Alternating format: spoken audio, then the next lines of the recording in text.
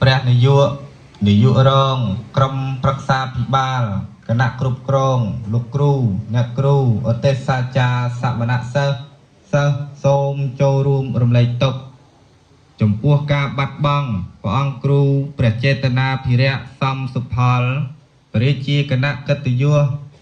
និងជាព្រះគ្រូឧត្តមមេធាអនុគុណស្រុកសំរោង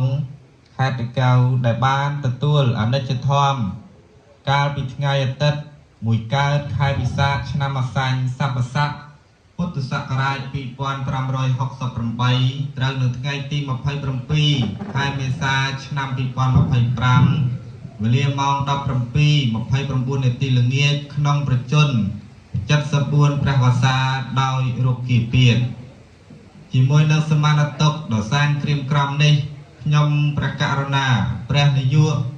ករងក្រុមប្រឹក្សាភិបាលគណៈគ្រប់គ្រងលោកគ្រូអ្នកគ្រូឧទ្ទេសសាចារ្យសមណសិស្សនៃពុទ្ធកវិទ្យាល័យសម្ដេចជាសៀមតាកែវ